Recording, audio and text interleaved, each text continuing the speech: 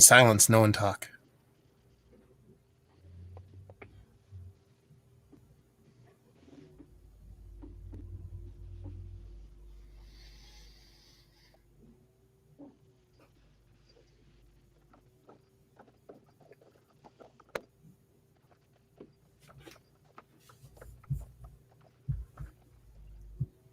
I can eat some Cheez-Its and make a really lots of crunching noises. Yeah.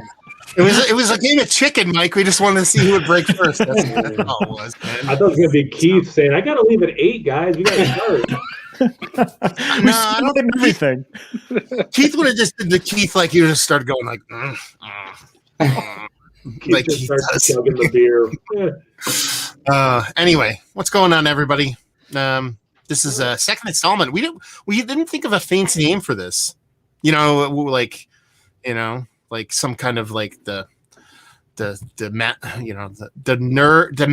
nerd hype lumber fecta quorum. Shit like that. Well, it kind of just happened like Quorum. organically with like the last Barleywine. We're like, all right, let's do it again, and now it's turned into this thing. The Barleywine there you go. Not to screw the pooch there, Sean, but this is the one that Salvaticus, is that a Barleywine too, or? Oh no, it's not a barley. Oh, are we just doing Barleywines? In that case, I was joking. I was about to say, be like, it could only be Barleywine. That's it. And nothing else but Barleywine. So yeah, last time we all did this, it was the what was it? Poet's Walk from Swar's Family Brewing. That was provided so lovingly by Kyle from No Hate Beer Reviews. What was it? $18 for 4 ounces of beer or something like that. Yes. Yep. Yeah. And that got mixed reviews. I wasn't a big fan of that beer from the get, but as the more I drank it, I kind of warmed up to it a little bit. I still didn't leave the review loving it, but I found it interesting in the end. Yeah. It was unlike any Barleywine ever had. Yeah. Given the hype. And then this one was brought up in there, and then we decided to do this one. And it took me a while to actually get these because they kept screwing up my delivery on this, but it ended up working out in my favor because what I did was I ordered them, and then they only showed up at 3 bottles, and then I needed obviously 2 more, they showed up at 2 bottles. I needed 3 more, and then they kept pushing off the delivery, kept pushing it off. To the point where they felt so bad they gave me 3 bottles of their like coffee stout, like a vertical of like their base coffee, their chopped mocha coffee, and then their barrel aged coffee stout just on the house. I was like, winner. Yeah. Keith now wants to call them just to kind of fuck with them and try to get them to mess up shipments and stuff or something like that. I don't know. Did you have to prove that you had an order? Oh, I was got an echo. Oh, yeah. I do not. That is most likely Mike, because he said something about the chat that he's on a delay. So I would assume. Yeah, but he's got earbuds in. Yeah. Is it me? But since he's delaying, every once in a while it'll do that, and then it goes away because like it's not doing it anymore. Oh, yeah. I was going to say, did you have to prove that you even had an order, or can I just call them and be like, "Hey, you forgot my order"? No, they knew. They know because the way their process works, they actually text you like a human texts you throughout the trip. Like, hey man, I'm about 20 minutes away. I'll be by soon. Blah blah blah blah blah. So they knew, and the guy who set up the kind of return, because since they missed it, they had to set up a new return trip in their system. He kept on top of it and stuff like that. But anyway, so if nobody knows, because they didn't feel like reading the title, we're going to be doing Kane's Vengeful Heart, which is a blend of bourbon barrel aged and American barley wines. So basically took a portion of Vengeful Heart from previous years. I'm the second person, only the other person in this group to have this beer would be Keith. What did we have it last year, Keith? During the summer, I think it was. It was last year's. Right, I don't remember when. It had to be right before lockdown, probably. Right?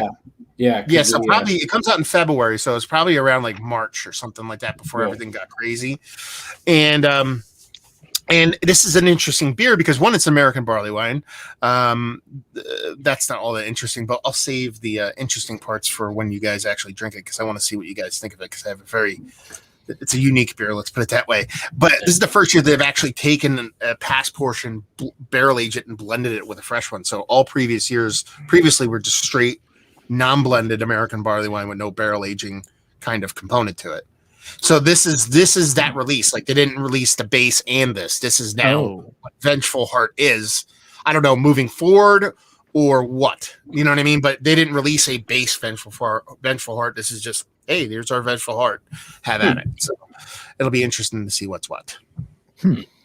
Interesting. I wonder what their thought process was. Like, did something happen to the regular batch and they just had an extra from last year? Like, let's just blend it. It'll be fine. I wonder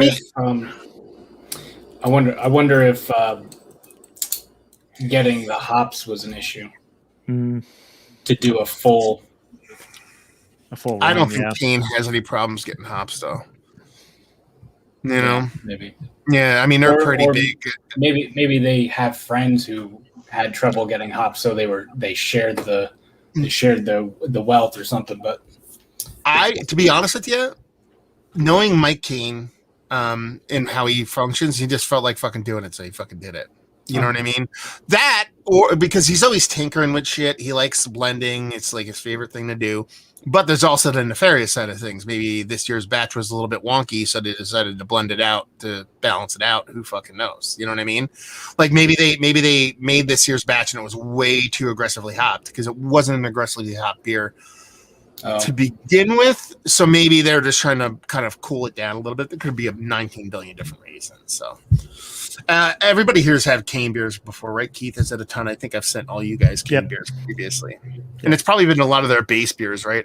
Keith or Kyle, I think I sent you, it was like a Belgian pale ale or something like that. It was a blue can. Yes, the blue. Yeah, I'm a visual guy. It was a blue can. And did I probably sent you all one of these. Did all you guys have that one yet? Which one's that? Like Sneak Box is like their staple.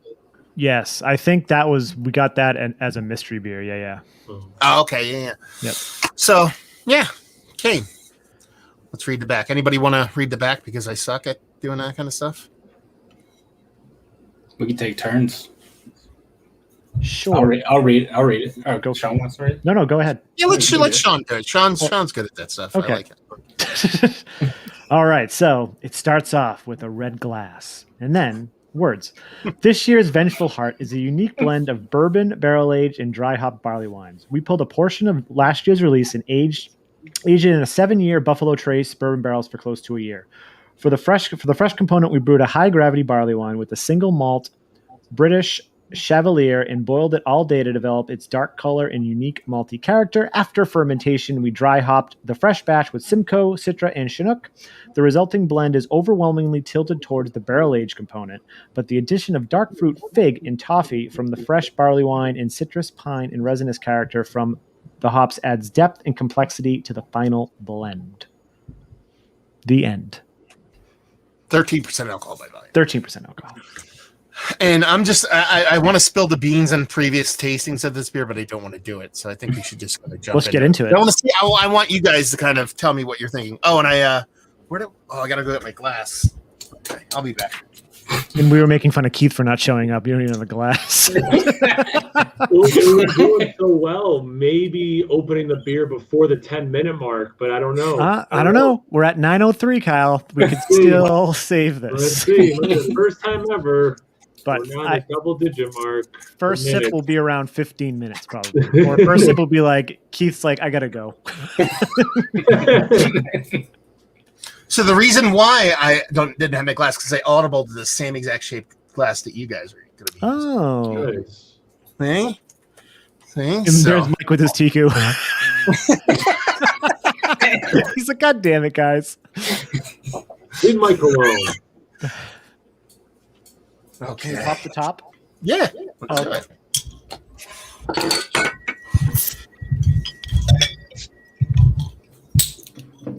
And to be fair, Mike, the only reason why I didn't use my Kane Tiku is I forgot I gave it to my brother-in-law. One day he's like, I really like that glass. I was like, take it. I got 9 billion of them, man. I was like, I don't need it.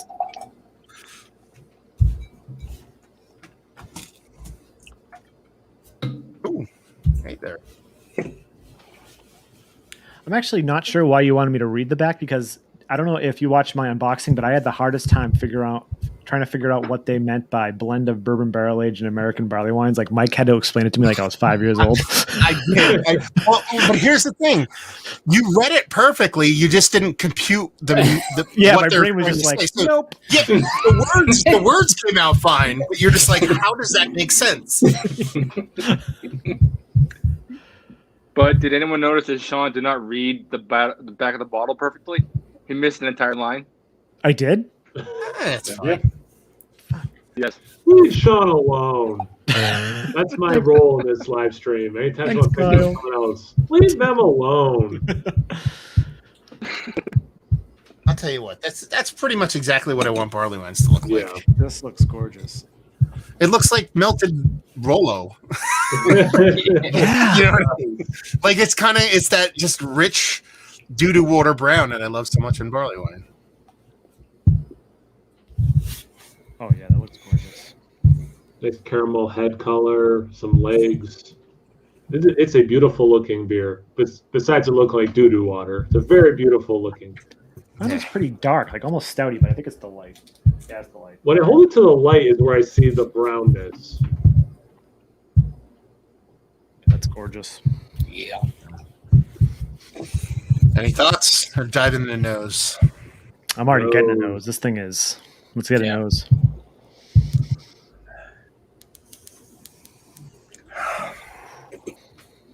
Definitely different from what I remember, and not in a negative way, just a different way. Like very rich, very. They call it American barley wine. It's almost certainly an English barley wine. I don't know. Yeah. Because you're getting the caramel toffee, you're getting a little bit of molasses, things like that. Mhm. But yeah, it's not as pungent with the hops as I thought it was going to be, given the style they said it was. There is a hoppy Yeah. character, but yeah, not as much because the way that they're saying dry hopped, I would expect it to be more of a burst. Yeah, but fair game to them. They said, how did they pronounce it? It says it tilts. And they say Tilts towards the barrel, yeah. And is overwhelmingly tilted toward the barrel age component. So they're calling it out. You know what I mean? Then again, they're tasting it before they write the label up. So no, I think it smells fantastic. There is a little bit of hop, like resin. I don't even go resinous to it, but a kind of sort of that to it. But it's so rich and sticky and date and figgy toffee, caramelly, almost Tootsie Roll-y to a certain extent that it just beats that hoppy part down. You know. Yeah. For the hoppy part, I would say out of the three hops, I think it's the Chinook that's coming through. It's got that like old school Chinook kind of vibe going on, like just that little bit of hop is that's what I'm getting for it. That's fair. What about you, Mike? You got a perplexed look on your face. Yeah, I'm not getting like a strong hoppy component at all. I'm sort of getting like caramel and fig and apple, and it's overwhelmingly sweet and sticky. I'm not getting any like really noticeable hop component at all, honestly. Yeah. I'm getting like a tiny like pine thing. Yeah. And a little bit of like not big at all, but I am getting like a slight pine thing and like kind of like an orange marmalade jam. I think there's a different way to describe that. It's more whatever. I'm just gonna stick with orange marmalade. Fair enough. Yeah, if I was going to go with the bittering and what you're kind of talking about, it's more of like, it was said that before with barley wines. I probably did it in the last one. Is like the spiciness you get from like blackstrap molasses, like that herbal kind of Ricola-y kind of herbal spicy, not minty, but kind of spiciness that you get in like that kind of thing. So Yeah. I could see that. chug it. Cheers. Cheers, fellas. And thank you, Matt. Yes, thank you, Matt.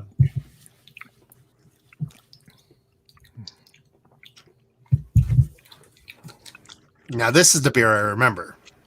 This is exactly the beer that I wanted. This is my first beer of the day, and like this is yeah. What a mouthfeel. Yeah. I was not anticipating that, actually. It's somehow both icky, sticky, but fluffy and creamy at the same time. It's like I don't remember the last time I had a beer that did this. Like just that specific. I'm never talking about taste. Like, yeah, that is wow.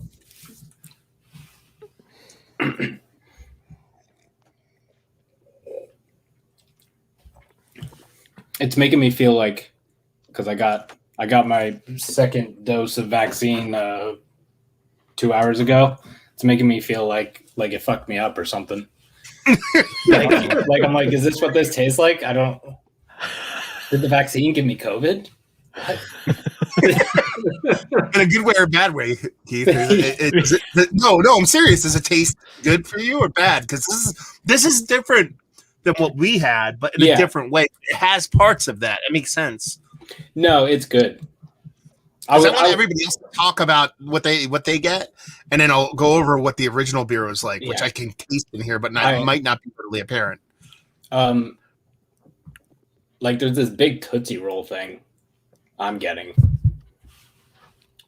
Yeah, I can see Tootsie Roll. And like that Rolo there too, because like with like the caramel and like the toffee and the chocolate, it all is this one giant like. Yeah, for me, it's coming off more like chocolate. So I'm going to build off of what Keith said. I do think that like the aroma, there's a lot going on, but it's almost like Cascadian dark ale, or like I do think it's a barley wine, but like that chocolate thing, and then I am getting some of the hops like a black IPA, kind of a thing like.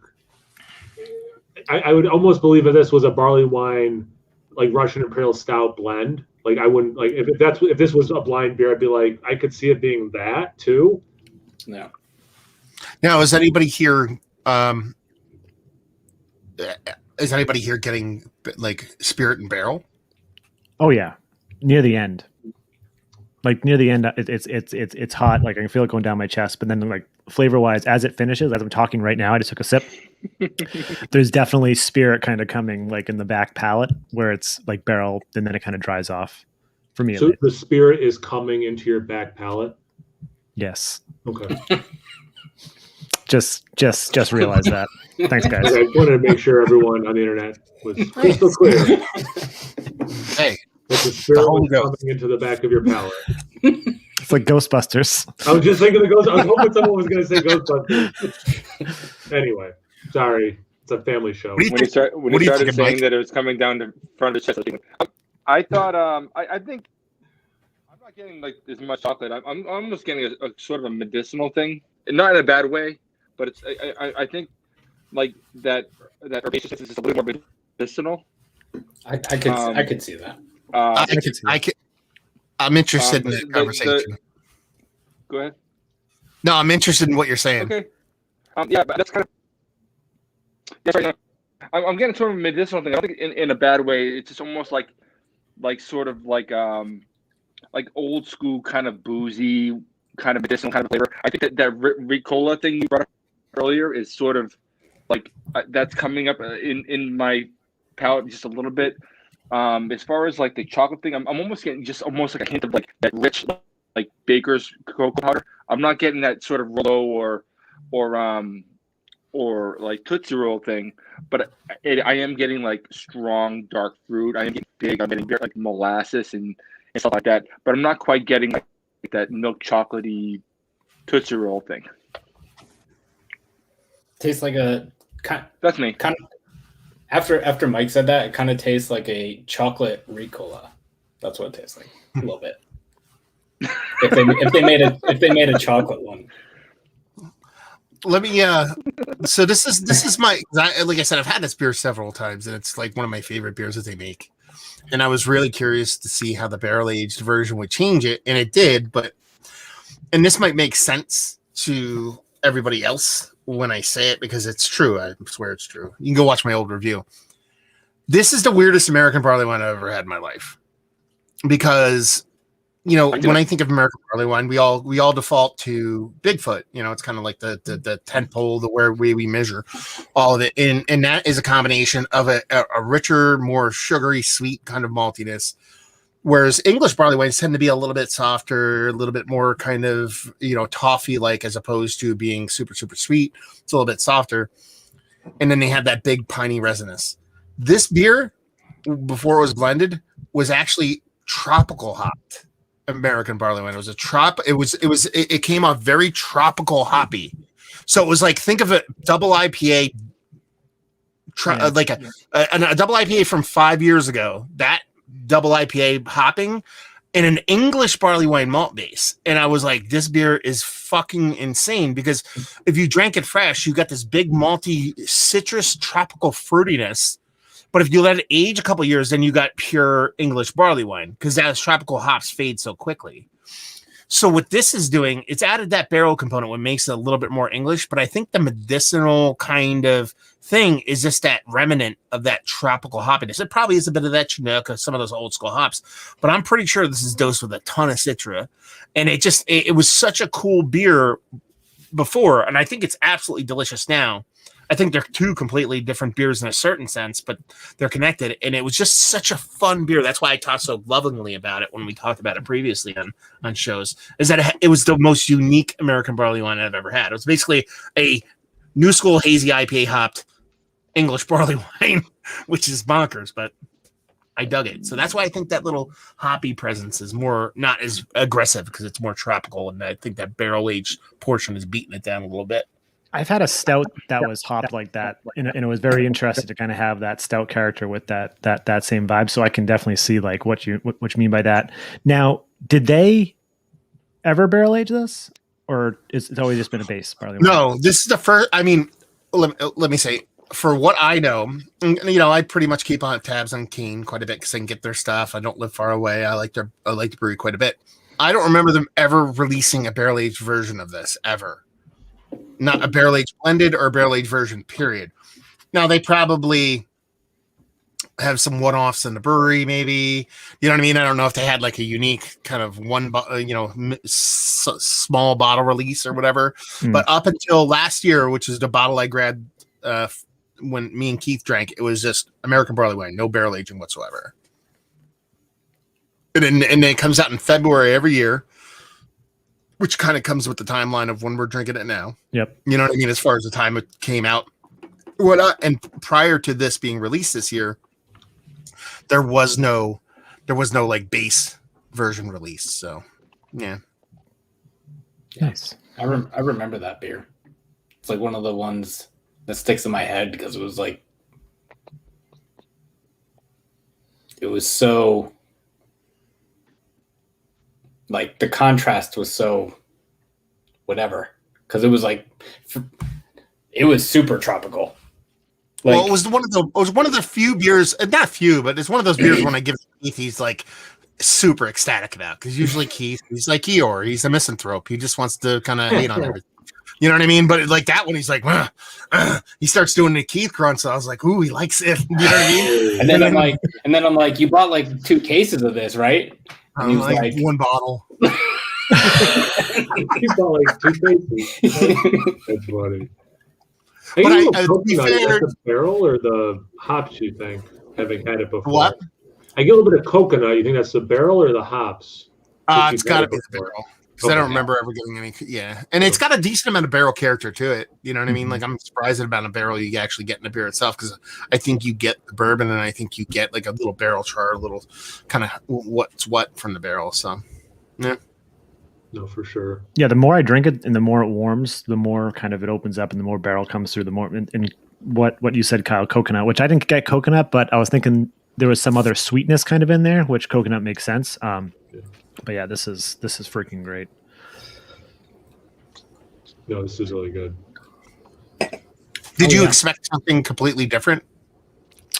I don't know what to expect. I think all the Kane beers I've had, they're probably just been hoppy beers, like either pale ale or an IPA. I probably had a stout or two at like at a beer festival, or I could have even had this at a beer festival. I just was too drunk to remember it, right? But like everything that's in my memory of Kane is just like hoppy stuff. So I wasn't really sure what to go with on this. Other than that, it was a blended barley wine, and I actually thought that was normal until now.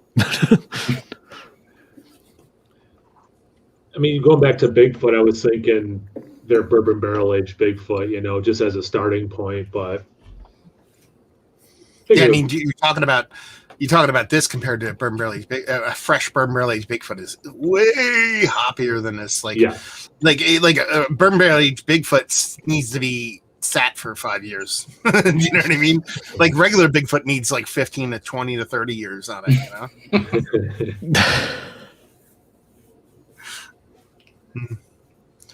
Mike, I'm curious. You're like, it's like you're drinking angry or something, brother. I'm curious. You're like looking at it like you mean mugging it at the glass. No, it's funny because I'm, in your descriptor of the original beer, I'm not quite getting any of that. Even though you did say it's the most interesting maybe you said original sort of American style barley wine. Even though I'm not getting noticeable notes of that original beer, I would still argue this is probably the most original American barley wine I've ever had. It's really quite astounding. It has so many different components that I wouldn't even say should work together, but they do. It's really delicious. But every sip, I'm getting something different, or I'm noticing something different because I'm sort of peeling it apart. But it's really wonderful. This is a wonderful beer. I really appreciate you sending this. And I'm glad you guys got to have it. But and just to kind of clarify on what I said, and like, I'm not saying that tropical hops of the original beer are there. My guess is that that's the thing that morphed into the medicinalness of the beer.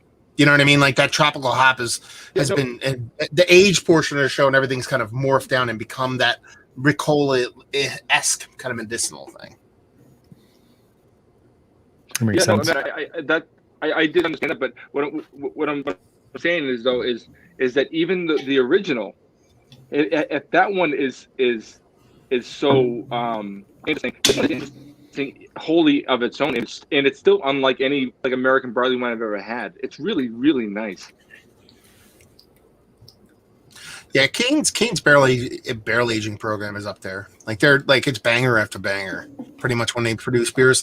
The only other reason why I think this might have been barrel aged as opposed to straight barley wine is that they've had a little bit of blowback and they've gone from 750 milliliter bottles to 500 milliliter bottles over the past 3 years. So they were doing like 500 milliliter bottles of Imperial barrel aged stout for $17, and then started releasing 500 milliliters of barrel aged Imperial stout for $18. So you were like spending more and getting less. Do you know what I mean? That kind of thing, double dipping. So I don't know if they're like, oh, let's just barrel age it so it comes off as, you know what I mean? Like as like more of a price.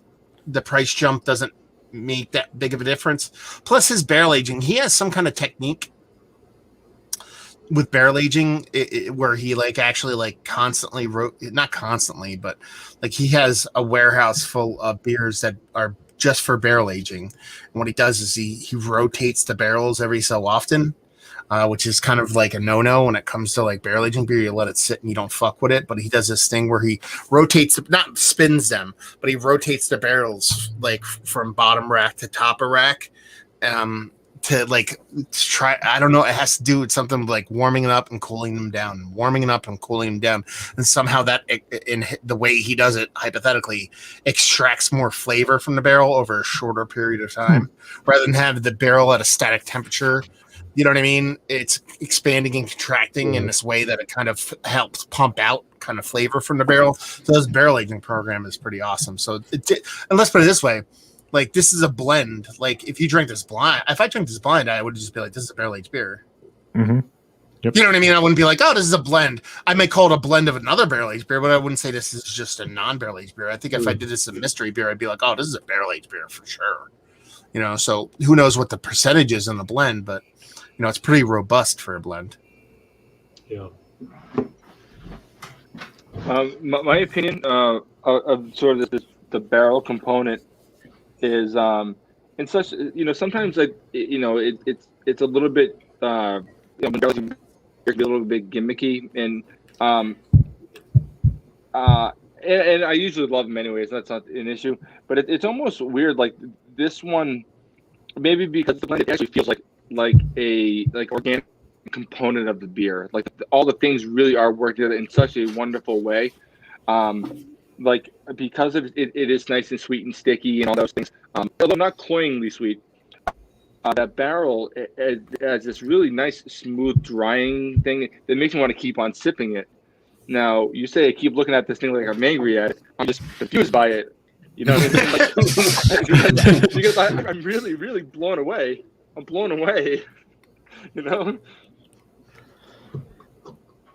That's funny. I love it. I love this beer. I think it's outstanding.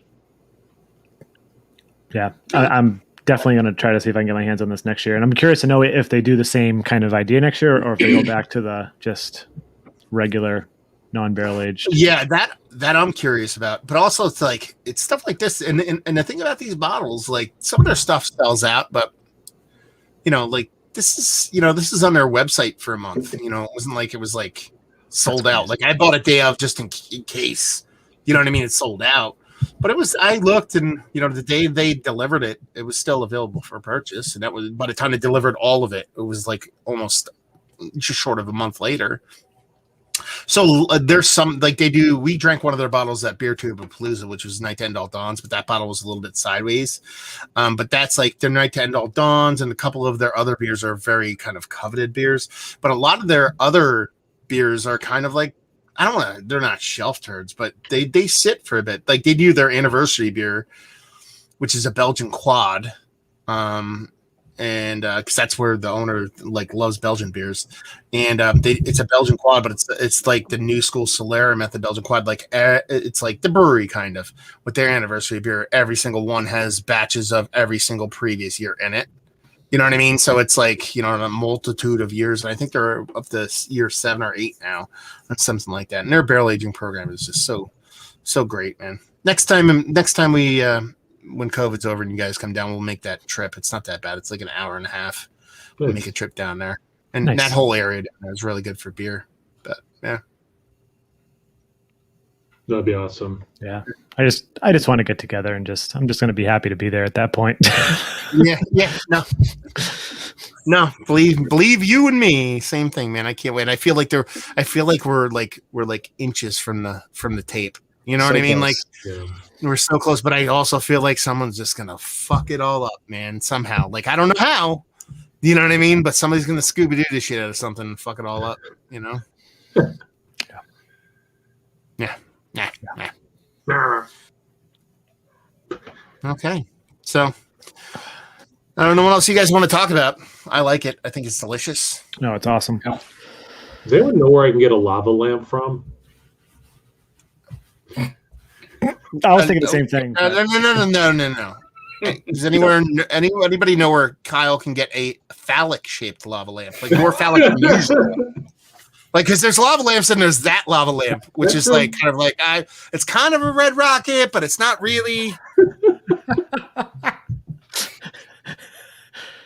Keith, now is that yours or is that Katie's? It's mine. Oh, that's Keith. That's Keith through and through. Katie probably hates that thing with every fiber of her being. No, actually, I brought it over here because I think she said something about a lava lamp or something. So, for her birthday, I brought it over and bought a new bulb for it. Oh, okay. Nice. Spencer's? You buy it at Spencer's? No, it's like a vintage. It's like a vintage one. My mom got it for me for my birthday, 15 years ago or something. She bought you a phallic shaped lava. Well, she probably didn't realize. She probably didn't think of it at that time. Now that all of your friends are making fun of you for it online. But it is pretty awesome. I had a lava lamp as a kid, and I just kind of miss it. Now that I'm looking at it, it's kind of badass. I was one of those poor kids who couldn't afford one, so I just put a yellow highlighter in an Absolute bottle and got a black light. I don't want to laugh, but I have to laugh a little bit. I had a green one. My sister had a yellow one. So yeah, we That's a brag, but we had 2 in our household. Mine was red. Nice. Were they expensive? Are they expensive? Do they still make them? I don't know. I have no idea. But Mike is actually disgusted now.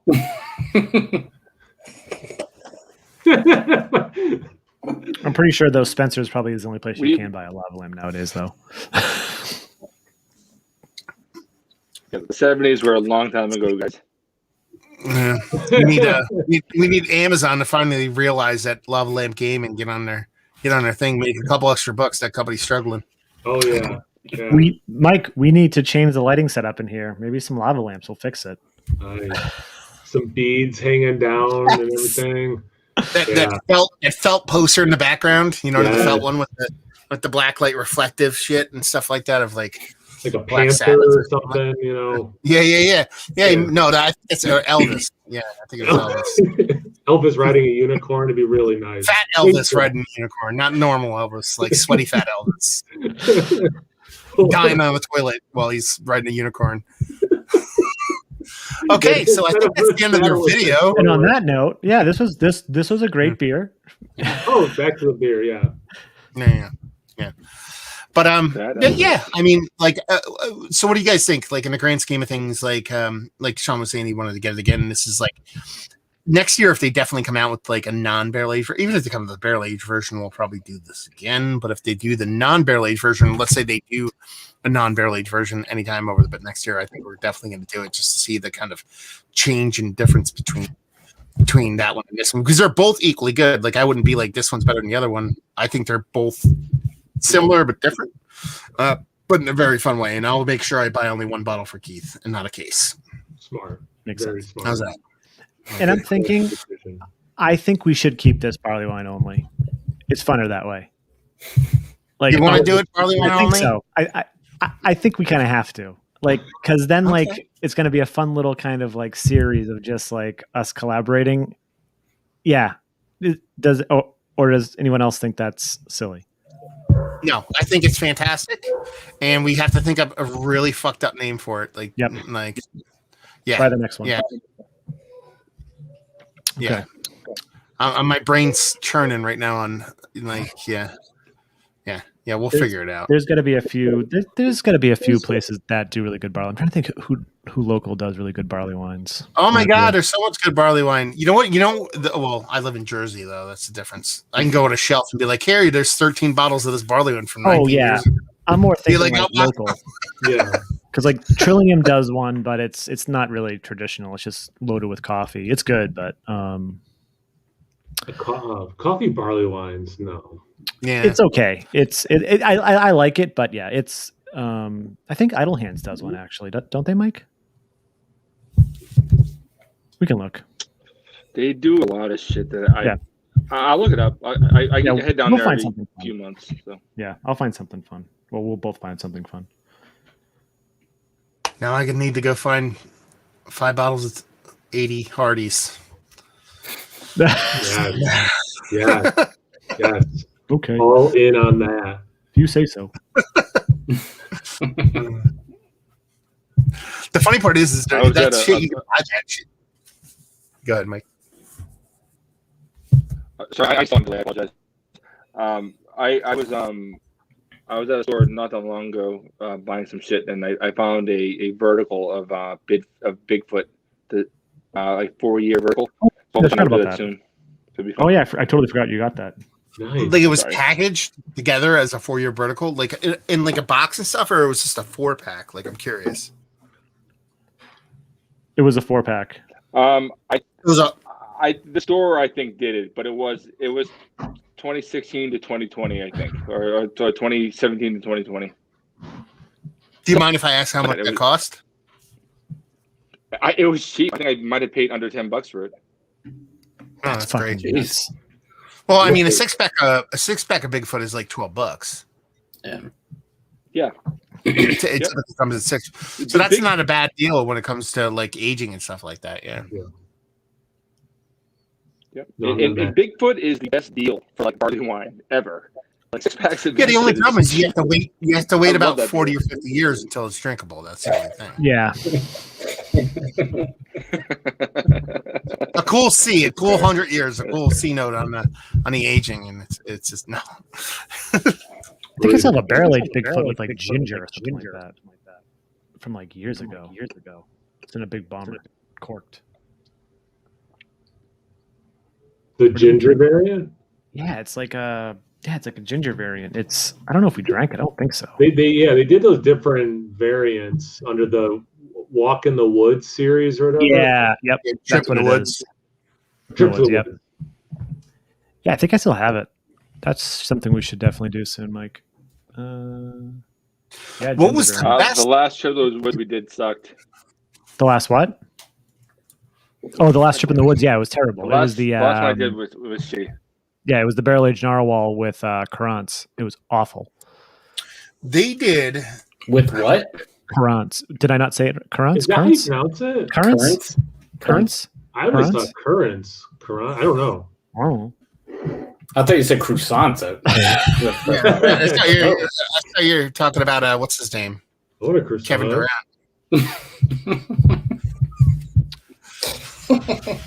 Jesus. No, but they Leave made Sean alone.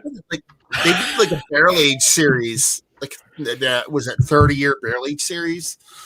Sierra Nevada did. I forget what the exact name. It was like there were people's names on it. 30th anniversary.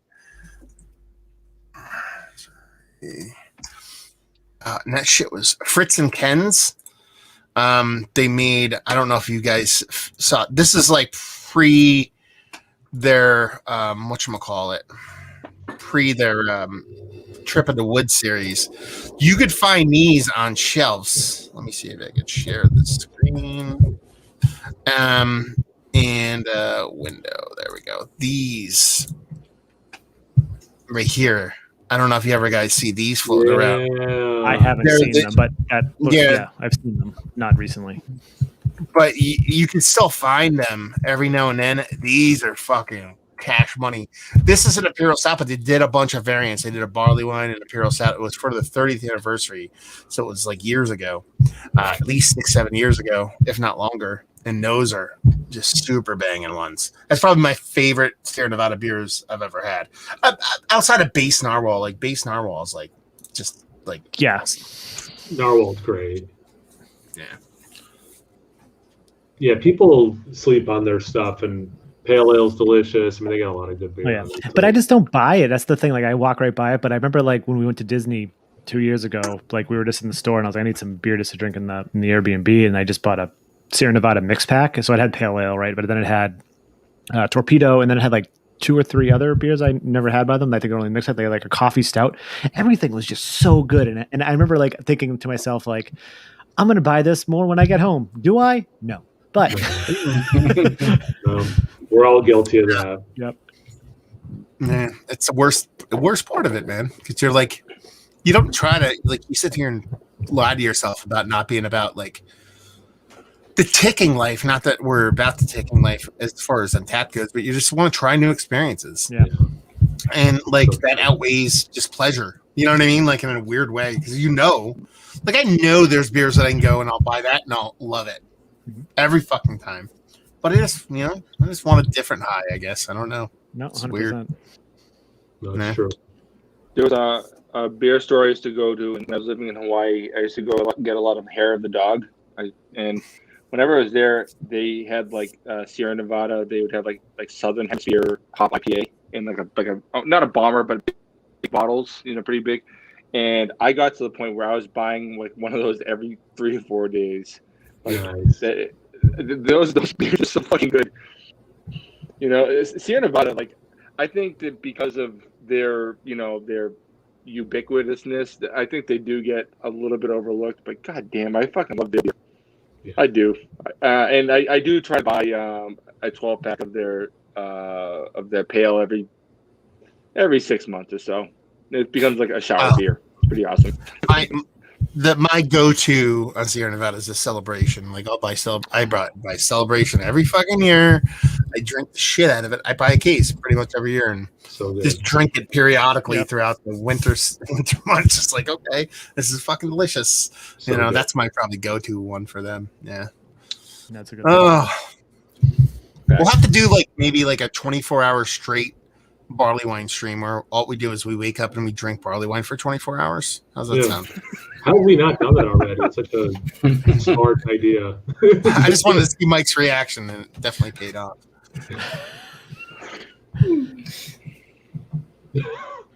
That would be pretty. Okay. We could do a 24-hour stream though. We should try to do that one day. Not all of us stay on for 24 hours, but have it handed off. And we could all dress up like shitty wrestlers, and we could tag each other and oh yeah, bro, that fucking barley wine. You're like, I'm gonna tell you, yeah, gotta go with that barley wine, yeah. We could easily make that work. Every time I get tagged in, it's just go ahead. Every time I get tagged in, the camera comes on. Just 1 hour completely is just Keith dressed up as the Ultimate Warrior, shaking the ropes with one of those beer helmets on, where he's just drinking barley wine. Sucking on it. You know what I mean? Just 2 big bottles of fucking Bigfoot, just that needs to. We need to make this happen until Katie comes and clotheslines him, and he's fucking out. That's awesome. That's too good. This might be a little bit, if this does happen, and that's how Keith's gonna roll. I do have a legitimate WWF Ultimate Warrior, the blue title, legitimate $700. I wore it in one beer video once. I remember that with Kyle, and but I'll send it to Keith for that video only. Oh, jeez, please. Speaking of Keith getting clotheslined by Katie, don't you need to leave, brother? Oh yeah, I was just gonna say that. Sorry. I was gonna wait till 10 after, but No, he wasn't. Well, we should wrap it up anyway. We're hemming and hawing and just shooting the shit and stuff like that. So, yeah, had a blast, guys, as always. It's pretty awesome. Fun. yeah. Thanks again for the beer. Yeah, thanks, dude. This was great. If you're watching my channel, go check out Kyle, Hey Beer Reviews, Shaun from Nerdsense, Mike from Nerdsense, and Keith from 93 Lumber. And if you're watching on our channel, go check out Kyle, Matt, and Keith. There you If go. you're watching on my channel, you hacked YouTube because it's not on my channel. There you go. Oh, it's no. Oh, what channels are we streaming on? And Keith. Keith and Nerdsense in mine. Oh, okay. I didn't know. Keith doesn't want to promote our channels, so You're definitely not watching it on my channel, so You know what the best part is? Keith doesn't not even get on here, and he's like, "Oh, it's on my channel." He's like, "He's I have a YouTube channel. I'm gonna go look at 93 Lumber right now and see if anyone's watching on the channel. So come check out my channel. Yeah. Everyone should watch Keith. Hell yeah. Ads. How do you have ads? Oh, wait. Yeah, Keith. Thanks, YouTube. You have ads on your channel already. Oh, great. Keith, you got to monetize. Oh, actually, I can't. Yeah. Actually, it's funny because the first ad I got on Matt's channel after he was like, I'm going to monetize and all this stuff was a StreamYard ad. And I was like, he's playing both sides. You don't pick the ads, though. They just put them on. I don't know what ads are on my No, video. you can pick them. Wait, really? Yeah, you can go in. We'll talk about it offline. Okay. Anyway, Sorry. so there you go. We'll talk about it offline. Anyway, hopefully you guys enjoyed this little barley wine thing. We'll be doing it again. Apparently, this is just the barley wine hour. The barley wine bruh. And yeah, so go check each other's channels out and do all that kind of fun stuff. Hopefully, you guys enjoying some Kane crazy bearded beer reviews from Joe Gansel. Cheers, Joe. Guys. That was at the beginning of the stream, but I waited till now to show it, and there you go. So all of you watching now, we're leaving. So goodbye. Yeah. Goodbye. Later.